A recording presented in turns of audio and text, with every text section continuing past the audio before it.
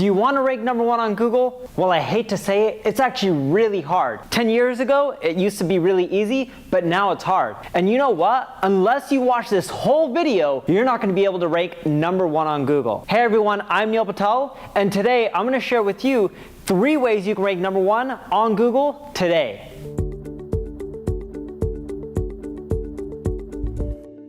I got started in SEO when I was 16 years old. I created a website called Advice Monkey. It no longer exists. If you search for it, you're not going to see my website.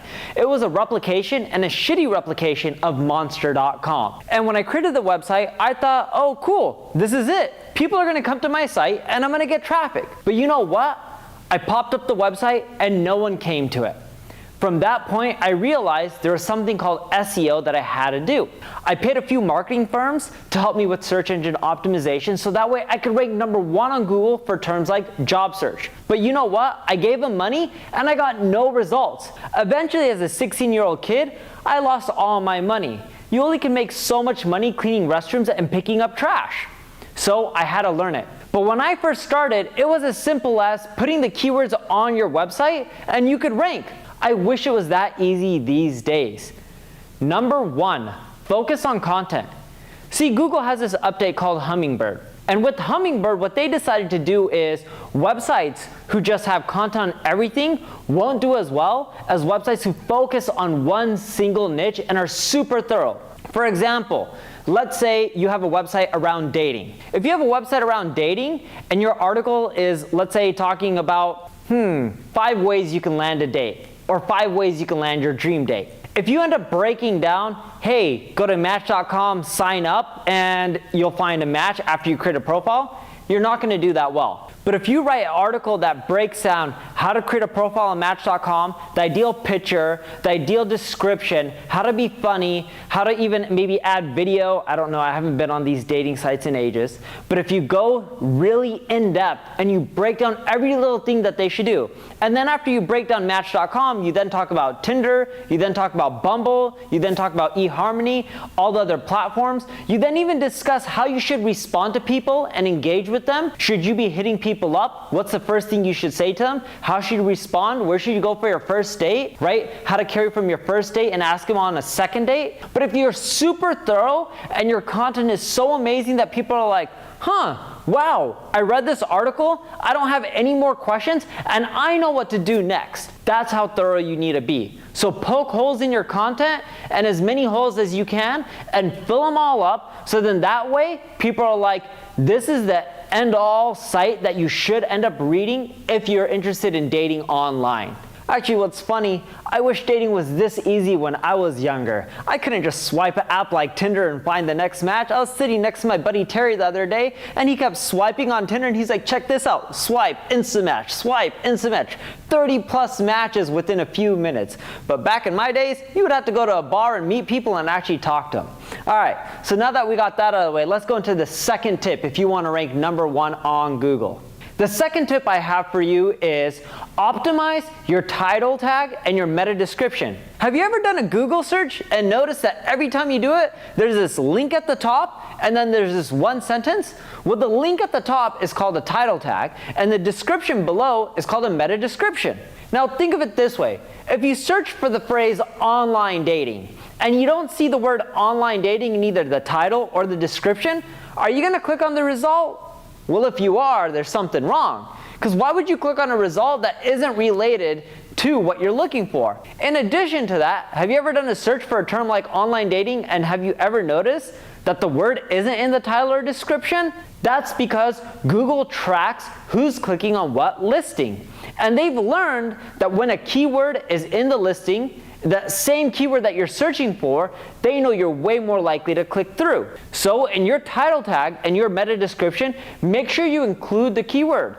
But you can't just include the keyword like online dating, right? The easiest way, what I would do, and I wish it was this simple, I would just put online dating, online dating, online dating, online dating. If I could put it 20 times so people would know that the article's on online dating, I wish I would get more clicks. But it's not that simple. Yes, you have to include the keyword in your title and your description, but it has to be appealing. If it doesn't flow in a sentence, it's not easy to read, and it's not appealing or evoking curiosity, no one is going to click through. The third thing I have for you is to use Google Search Console. Did you know that Google gives you a tool that teaches you how to rank #1 on Google? Yes, I know that sounds ridiculous, but it is true, and it's called Google Search Console. If you're not already a user of it, sign up. It doesn't cost $1. You're missing out if you're not using it. I can't emphasize that enough. So now that you're using Google Search Console, give it a few days because it takes some time to populate data. You'll see a screen that shows search analytics, and this shows you all the pages on your website that are getting you traffic. But the cool thing about Google Search Console is they also show you which articles are getting impressions. And here's what I mean by impressions. You know when you do a search on Google, you don't always click through on a result, right? If you did, then you would be clicking through on 10 results every time you did a search. That would be insane. What Google shows is how many people are seeing your listing and clicking through and how many people don't click through. So they show you how many impressions you're getting, the clicks, and the click-through rate. And what you'll find is, in general, you're lucky if you're getting around a 5% click-through rate, sometimes 10, 15, but in most cases, most of your pages are going to be getting less than 5% click-through rate. Now, the cool part about Google Search Console is they show you all the keywords that you're getting impressions for and all the ones you're getting clicks for. Now, remember the first tip was about content thoroughness, and you want an article that talks about everything under the sun? Well, you can use Google Search Console to tie in back to the first tip. So kind of #1 and 3 are related, in which you want to take all the keywords you're getting impressions for and start adding them to your copy. Now don't just shove them in and have your content be keyword rich where someone reads it and all it is online dating, Tinder, eHarmony, dating online, meeting someone from online dating, right?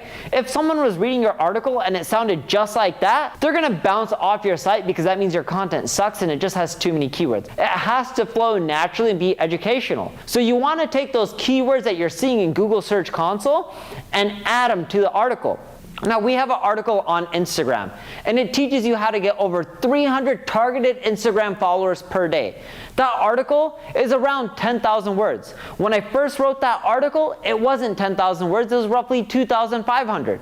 I went to Google Search Console, I saw all the people that are searching for terms related to that article, I added them within that article, I made it more thorough, and you know what? My traffic more than tripled to that article.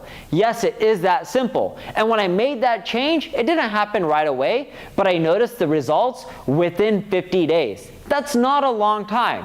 So now let's recap on the tips. 1, make your content super thorough.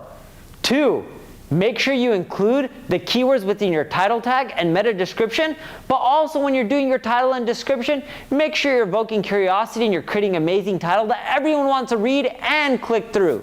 And number 3, use the free tool that Google gives you that'll help you rank #1. That's Google Search Console. Use those 3 things and you can rank #1, not just in the future, but also right now.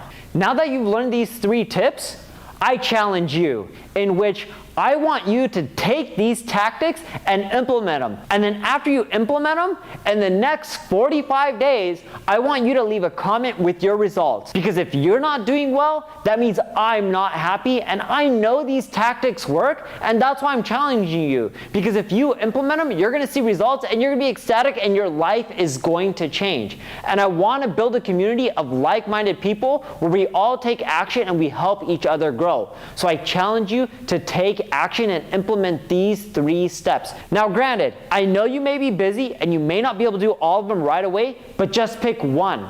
It doesn't have to be time consuming. Pick one of them, make the change. Maybe you can start with the second tactic because that's the easiest one. Implement it and you can start seeing results right away. So make sure you subscribe to this video and this channel, and I'll see you in the next video, and we'll keep helping each other grow.